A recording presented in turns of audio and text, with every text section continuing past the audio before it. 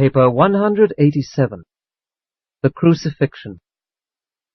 After the two brigands had been made ready, the soldiers, under the direction of a centurion, started for the scene of the crucifixion.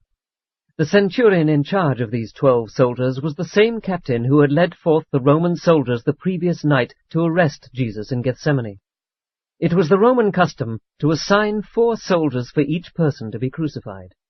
The two brigands were properly scourged before they were taken out to be crucified, but Jesus was given no further physical punishment. The captain undoubtedly thought he had already been sufficiently scourged, even before his condemnation. The 2 thieves crucified with Jesus were associates of Barabbas, and would later have been put to death with their leader if he had not been released as the Passover pardon of Pilate. Jesus was thus crucified in the place of Barabbas. What Jesus is now about to do, submit to death on the cross, he does of his own free will. In foretelling this experience, he said, "The Father loves and sustains me because I am willing to lay down my life. But I will take it up again. No one takes my life away from me. I lay it down of myself. I have authority to lay it down, and I have authority to take it up. I have received such a commandment from my Father." It was just before 9 o'clock this morning when the soldiers led Jesus from the praetorium on the way to Golgotha. They were followed by many who secretly sympathized with Jesus, but most of this group of 200 or more were either his enemies or curious idlers who merely desired to enjoy the shock of witnessing the crucifixions. Only a few of the Jewish leaders went out to see Jesus die on the cross. Knowing that he had been turned over to the Roman soldiers by Pilate, and that he was condemned to die, they busied themselves with their meeting in the temple, whereat they discussed what should be done with his followers. 1. On the way to Golgotha. Before leaving the courtyard of the praetorium, the soldiers placed the crossbeam on Jesus' shoulders. It was the custom to compel the condemned man to carry the crossbeam to the site of the crucifixion. Such a condemned man did not carry the whole cross, only this shorter timber. The longer and upright pieces of timber for the 3 crosses had already been transported to Golgotha, and, by the time of the arrival of the soldiers and their prisoners, had been firmly implanted in the ground. According to custom, the captain led the procession, carrying small white boards on which had been written with charcoal the names of the criminals and the nature of the crimes for which they had been condemned. For the 2 thieves, the centurion had notices which gave their names, underneath which was written the one word, brigand. It was the custom, after the victim had been nailed to the crossbeam and hoisted to his place on the upright timber, to nail this notice to the top of the cross, just above the head of the criminal, that all witnesses might know for what crime the condemned man was being crucified. The legend which the centurion carried to put on the cross of Jesus had been written by Pilate himself, in Latin, Greek, and Aramaic, and it read, "Jesus of Nazareth, the King of the Jews." Some of the Jewish authorities who were yet present when Pilate wrote this legend made vigorous protest against calling Jesus the King of the Jews. But Pilate reminded them that such an accusation was part of the charge which led to his condemnation. When the Jews saw they could not prevail upon Pilate to change his mind, they pleaded that at least it be modified to read, "He said, I am the King of the Jews." But Pilate was adamant. He would not alter the writing. To all further supplication he only replied, "What I have written, I have written." Ordinarily, it was the custom to journey to Golgotha by the longest road, in order that a large number of persons might view the condemned criminal, but on this day they went by the most direct route to the Damascus Gate, which led out of the city to the north, and following this road they soon arrived at Golgotha, the official crucifixion site of Jerusalem. Beyond Golgotha were the villas of the wealthy, and on the other side of the road were the tombs of many well-to-do Jews. Crucifixion was not a Jewish mode of punishment. Both the Greeks and the Romans learned this method of execution from the Phoenicians. Even Herod, with all his cruelty, did not resort to crucifixion. The Romans never crucified a Roman citizen. Only slaves and subject peoples were subjected to this dishonorable mode of death. During the siege of Jerusalem, just 40 years after the crucifixion of Jesus, all of Golgotha was covered by thousands upon thousands of crosses upon which, from day to day, there perished the flower of the Jewish race. A terrible harvest indeed of the seed-sowing of this day. As the death procession passed along the narrow streets of Jerusalem, Many of the tender-hearted Jewish women who had heard Jesus' words of good cheer and compassion, and who knew of his life of loving ministry, could not refrain from weeping when they saw him being led forth to such an ignoble death. As he passed by, many of these women bewailed and lamented, and when some of them even dared to follow along by his side, the Master turned his head toward them and said, "Daughters of Jerusalem, weep not for me, but rather weep for yourselves and for your children. My work is about done. Soon I go to my Father, but the times of terrible trouble for Jerusalem are just beginning. Behold, the days are coming in which you shall say, 'Blessed are the barren and those whose breasts have never suckled their young.' In those days will you pray the rocks of the hills to fall on you, in order that you may be delivered from the terrors of your troubles." These women of Jerusalem were indeed courageous to manifest sympathy for Jesus, for it was strictly against the law to show friendly feelings for one who was being led forth to crucifixion. It was permitted the rabble to jeer, mock, and ridicule the condemned, but it was not allowed that any sympathy should be expressed. Though Jesus appreciated the manifestation of sympathy in this dark hour when his friends were in hiding, he did not want these kind-hearted women to incur the displeasure of the authorities by daring to show compassion in his behalf. Even at such a time as this, Jesus thought little about himself, only of the terrible days of tragedy ahead for Jerusalem and the whole Jewish nation. As the Master trudged along on the way to the crucifixion, he was very weary. He was nearly exhausted. He had had neither food nor water since the Last Supper at the home of Elijah Mark. Neither had he been permitted to enjoy one moment of sleep. In addition, there had been one hearing right after another up to the hour of his condemnation, not to mention the abusive scourgings with their accompanying physical suffering and loss of blood. Superimposed upon all this was his extreme mental anguish, his acute spiritual tension, and a terrible feeling of human loneliness.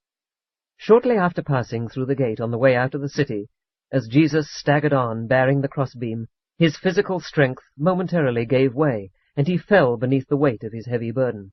The soldiers shouted at him and kicked him, but he could not arise. When the captain saw this, knowing what Jesus had already endured, he commanded the soldiers to desist.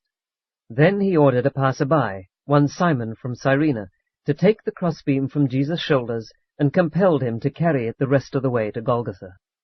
This man Simon had come all the way from Cyrene in northern Africa to attend the Passover. He was stopping with other Cyrenians just outside the city walls, and was on his way to the temple services in the city when the Roman captain commanded him to carry Jesus' crossbeam. Simon lingered all through the hours of the Master's death on the cross, talking with many of his friends and with his enemies. After the resurrection and before leaving Jerusalem, he became a valiant believer in the gospel of the kingdom, and when he returned home he led his family into the heavenly kingdom. His two sons, Alexander and Rufus, became very effective teachers of the new gospel in Africa. But Simon never knew that Jesus, whose burden he bore, and the Jewish tutor who once befriended his injured son, were the same person. It was shortly after 9 o'clock when this procession of death arrived at Golgotha, and the Roman soldiers set themselves about the task of nailing the two brigands and the Son of Man to their respective crosses. 2. The Crucifixion. The soldiers first bound the Master's arms with cords to the crossbeam, and then they nailed his hands to the wood. When they had hoisted this crossbeam up on the post, and after they had nailed it securely to the upright timber of the cross, they bound and nailed his feet to the wood, using one long nail to penetrate both feet. The upright timber had a large peg inserted at the proper height, which served as a sort of saddle for supporting the body weight. The cross was not high, the Master's feet being only about 3 feet from the ground. He was therefore able to hear all that was said of him in derision, and could plainly see the expression on the faces of all those who so thoughtlessly mocked him. And also could those present easily hear all that Jesus said during these hours of lingering torture and slow death. It was the custom to remove all clothes from those who were to be crucified, but since the Jews greatly objected to the public exposure of the naked human form, the Romans always provided a suitable loincloth for all persons crucified at Jerusalem. Accordingly, after Jesus' clothes had been removed, he was thus garbed before he was put upon the cross. Crucifixion was resorted to in order to provide a cruel and lingering punishment, the victim sometimes not dying for several days. There was considerable sentiment against crucifixion in Jerusalem, and there existed a society of Jewish women who always sent a representative to crucifixions for the purpose of offering drugged wine to the victim in order to lessen his suffering. But when Jesus tasted this narcotized wine, as thirsty as he was, he refused to drink it. The Master chose to retain his human consciousness until the very end. He desired to meet death even in this cruel and inhuman form, and conquer it by voluntary submission to the full human experience. Before Jesus was put on his cross, the two brigands had already been placed on their crosses, all the while cursing and spitting upon their executioners. Jesus' only words as they nailed him to the crossbeam were, "Father, forgive them, for they know not what they do." He could not have so mercifully and lovingly interceded for his executioners if such thoughts of affectionate devotion had not been the mainspring of all his life of unselfish service. The ideas, motives, and longings of a lifetime are openly revealed in a crisis. After the Master was hoisted on the cross, the captain nailed the title up above his head, and it read in 3 languages, "Jesus of Nazareth, the King of the Jews." The Jews were infuriated by this believed insult, but Pilate was chafed by their disrespectful manner. He felt he had been intimidated and humiliated, and he took this method of obtaining petty revenge. He could have written, "Jesus, a rebel," but he well knew how these Jerusalem Jews detested the very name of Nazareth, and he was determined thus to humiliate them. He knew that they would also be cut to the very quick by seeing this executed Galilean called the King of the Jews. Many of the Jewish leaders, when they learned how Pilate had sought to deride them by placing this inscription on the cross of Jesus, hastened out to Golgotha, but they dared not attempt to remove it, since the Roman soldiers were standing on guard. Not being able to remove the title, these leaders mingled with the crowd and did their utmost to incite derision and ridicule, lest any give serious regard to the inscription. The Apostle John, with Mary, the mother of Jesus, Ruth, and Jude, arrived on the scene just after Jesus had been hoisted to his position on the cross, and just as the captain was nailing the title above the Master's head. John was the only one of the 11 apostles to witness the crucifixion, and even he was not present all of the time, since he ran into Jerusalem to bring back his mother and her friends, soon after he had brought Jesus' mother to the scene. As Jesus saw his mother with John and his brother and sister, he smiled, but said nothing. Meanwhile, the 4 soldiers assigned to the Master's crucifixion, as was the custom, had divided his clothes among them, one taking the sandals, one the turban, one the girdle, and the 4th the cloak. This left the tunic, or seamless vestment, reaching down to near the knees, to be cut up into 4 pieces. But when the soldiers saw what an unusual garment it was, they decided to cast lots for it. Jesus looked down on them while they divided his garments, and the thoughtless crowd jeered at him. It was well that the Roman soldiers took possession of the Master's clothing. Otherwise, if his followers had gained possession of these garments, they would have been tempted to resort to superstitious relic worship. The Master desired that his followers should have nothing material to associate with his life on earth. He wanted to leave mankind only the memory of a human life dedicated to the high spiritual ideal of being consecrated to doing the Father's will. 3. Those who saw the crucifixion. At about 9:30 this Friday morning, Jesus was hung upon the cross. Before 11 o'clock, upward of 1,000 persons had assembled to witness this spectacle of the crucifixion of the Son of Man. Throughout these dreadful hours, the unseen hosts of a universe stood in silence, while they gazed upon this extraordinary phenomenon of the Creator, as he was dying the death of the creature, even the most ignoble death of a condemned criminal. Standing near the cross at one time or another during the crucifixion were Mary, Ruth, Jude, John, Salome, John's mother, and a group of earnest women believers, including Mary, the wife of Clopas and sister of Jesus' mother, Mary Magdalene, and Rebecca, one time of Sepphoris. These and other friends of Jesus held their peace while they witnessed his great patience and fortitude and gazed upon his intense sufferings. Many who passed by wagged their heads and, railing at him, said, "You who would destroy the temple and build it again in 3 days, save yourself. If you are the Son of God, why do you not come down from your cross?" In like manner some of the rulers of the Jews mocked him, saying, "He saved others, but himself he cannot save." Others said, "If you are the King of the Jews, come down from the cross, and we will believe in you." And later on they mocked him the more, saying, "He trusted in God to deliver him. He even claimed to be the Son of God. Look at him now, crucified between two thieves." Even the two thieves also railed at him and cast reproach upon him. Inasmuch as Jesus would make no reply to their taunts, and since it was nearing noontime of this special preparation day, by 11:30 most of the jesting and jeering crowd had gone its way. Less than 50 persons remained on the scene. The soldiers now prepared to eat lunch and drink their cheap, sour wine as they settled down for the long death watch. As they partook of their wine, they derisively offered a toast to Jesus, saying, "Hail and good fortune to the King of the Jews!" And they were astonished at the Master's tolerant regard of their ridicule and mocking. When Jesus saw them eat and drink, he looked down upon them and said, "I thirst." When the captain of the guard heard Jesus say, "I thirst," he took some of the wine from his bottle, and putting the saturated sponge stopper upon the end of a javelin, raised it to Jesus so that he could moisten his parched lips. Jesus had purposed to live without resort to his supernatural power, and he likewise elected to die as an ordinary mortal upon the cross. He had lived as a man, and he would die as a man, doing the Father's will. 4. The Thief on the Cross. One of the brigands railed at Jesus, saying, "If you are the Son of God, why do you not save yourself and us?" But when he had reproached Jesus, the other thief, who had many times heard the Master teach, said, "Do you have no fear even of God? Do you not see that we are suffering justly for our deeds, but that this man suffers unjustly? Better that we should seek forgiveness for our sins and salvation for our souls." When Jesus heard the thief say this, he turned his face toward him and smiled approvingly.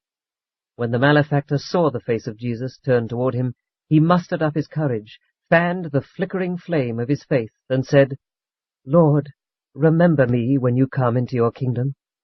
And then Jesus said, "Verily, verily, I say to you today, you shall sometime be with me in paradise."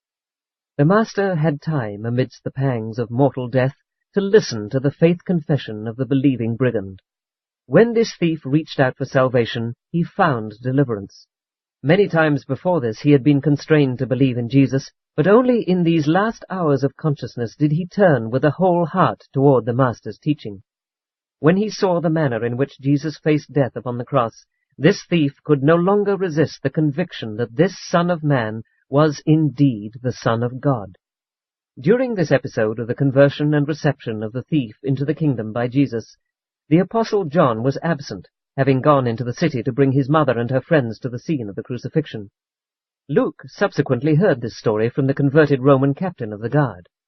The Apostle John told about the crucifixion as he remembered the event 2/3 of a century after its occurrence. The other records were based upon the recital of the Roman centurion on duty, who, because of what he saw and heard, subsequently believed in Jesus and entered into the full fellowship of the kingdom of heaven on earth.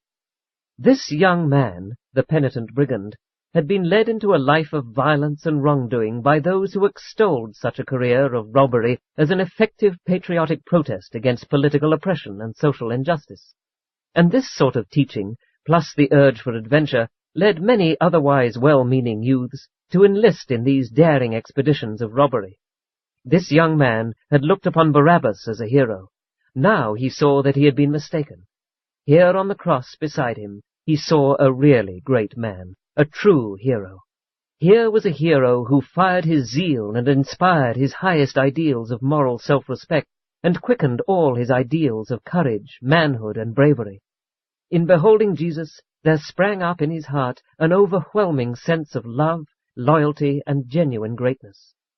And if any other person among the jeering crowd had experienced the birth of faith within his soul, and had appealed to the mercy of Jesus, he would have been received with the same loving consideration that was displayed toward the believing brigand. Just after the repentant thief heard the Master's promise that they should sometime meet in paradise, John returned from the city, bringing with him his mother and a company of almost a dozen women believers. John took up his position near Mary, the mother of Jesus, supporting her. Her son Jude stood on the other side. As Jesus looked down upon this scene, it was noontide, and he said to his mother, "Woman, behold your son." And speaking to John, he said, "My son, behold your mother." And then he addressed them both, saying, "I desire that you depart from this place." And so John and Jude led Mary away from Golgotha. John took the mother of Jesus to the place where he tarried in Jerusalem, and then hastened back to the scene of the crucifixion. After the Passover, Mary returned to Bethsaida, where she lived at John's home for the rest of her natural life. Mary did not live quite 1 year after the death of Jesus.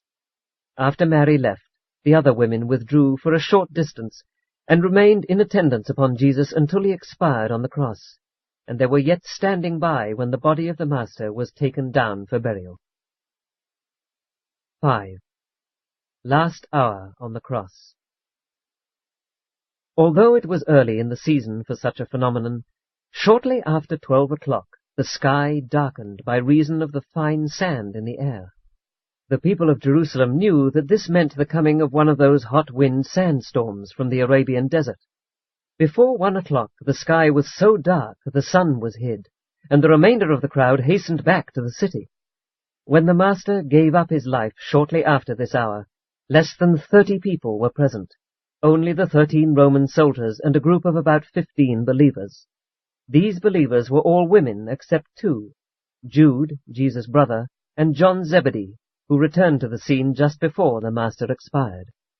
Shortly after 1 o'clock, amidst the increasing darkness of the fierce sandstorm, Jesus began to fail in human consciousness.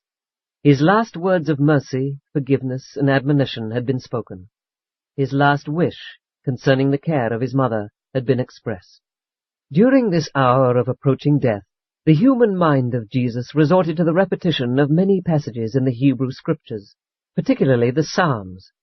The last conscious thought of the human Jesus was concerned with the repetition in his mind of a portion of the book of Psalms now known as the 20th, 21st, and 22nd Psalms.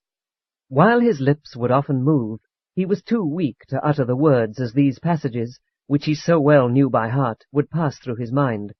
Only a few times did those standing by catch some utterance, such as, "I know the Lord will save his anointed," "Your hand shall find out all my enemies," and, my God, why have you forsaken me?" Jesus did not for one moment entertain the slightest doubt that he had lived in accordance with the Father's will, and he never doubted that he was now laying down his life in the flesh in accordance with his Father's will. He did not feel that the Father had forsaken him. He was merely reciting in his vanishing consciousness many scriptures, among them this 22nd Psalm, which begins with, my God, why have you forsaken me?" And this happened to be one of the 3 passages which were spoken with sufficient clearness to be heard by those standing by. The last request which the mortal Jesus made of his fellows was about 1:30 o'clock, when, a second time, he said, "I thirst," and the same captain of the guard again moistened his lips with the same sponge wet in the sour wine, in those days commonly called vinegar. The sandstorm grew in intensity, and the heavens increasingly darkened. Still the soldiers and the small group of believers stood by. The soldiers crouched near the cross, huddled together to protect themselves from the cutting sand. The mother of John and others watched from a distance, where they were somewhat sheltered by an overhanging rock. When the Master finally breathed his last, there were present at the foot of his cross John Zebedee, his brother Jude, his sister Ruth, Mary Magdalene, and Rebekah, one time of Sepphoris. It was just before 3 o'clock when Jesus, with a loud voice, cried out, "It is finished. Father, into your hands I commend my spirit." And when he had thus spoken, he bowed his head and gave up the life struggle. When the Roman centurion saw how Jesus died, he smote his breast and said, "This was indeed a righteous man. Truly he must have been a Son of God." And from that hour he began to believe in Jesus. Jesus died royally, as he had lived. He freely admitted his kingship and remained master of the situation throughout the tragic day. He went willingly to his ignominious death after he had provided for the safety of his chosen apostles. He wisely restrained Peter's trouble-making violence and provided that John might be near him right up to the end of his mortal existence. He revealed his true nature to the murderous Sanhedrin, and reminded Pilate of the source of his sovereign authority as a son of God. He started out to Golgotha bearing his own crossbeam, and finished up his loving bestowal by handing over his spirit of mortal acquirement to the Paradise Father. After such a life, and at such a death, the Master could truly say, "It is finished." Because this was the preparation day for both the Passover and the Sabbath, the Jews did not want these bodies to be exposed on Golgotha. Therefore they went before Pilate asking that the legs of these 3 men be broken, that they be dispatched, so that they could be taken down from their crosses and cast into the criminal burial pits before sundown. When Pilate heard this request, he forthwith sent 3 soldiers to break the legs and dispatch Jesus and the 2 brigands. When these soldiers arrived at Golgotha, they did accordingly to the 2 thieves, but they found Jesus already dead, much to their surprise. However, in order to make sure of his death, one of the soldiers pierced his left side with his spear. Though it was common for the victims of crucifixion to linger alive upon the cross for even 2 or 3 days, the overwhelming emotional agony and the acute spiritual anguish of Jesus brought an end to his mortal life in the flesh in a little less than 5½ hours. 6. After the Crucifixion. In the midst of the darkness of the sandstorm, about 3:30 o'clock, David Zebedee sent out the last of the messengers carrying the news of the Master's death. The last of his runners he dispatched to the home of Martha and Mary in Bethany, where he supposed the mother of Jesus stopped with the rest of her family. After the death of the Master, John sent the women, in charge of Jude, to the home of Elijah Mark, where they tarried over the Sabbath day. John himself, being well known by this time to the Roman centurion, remained at Golgotha until Joseph and Nicodemus arrived on the scene, with an order from Pilate authorizing them to take possession of the body of Jesus.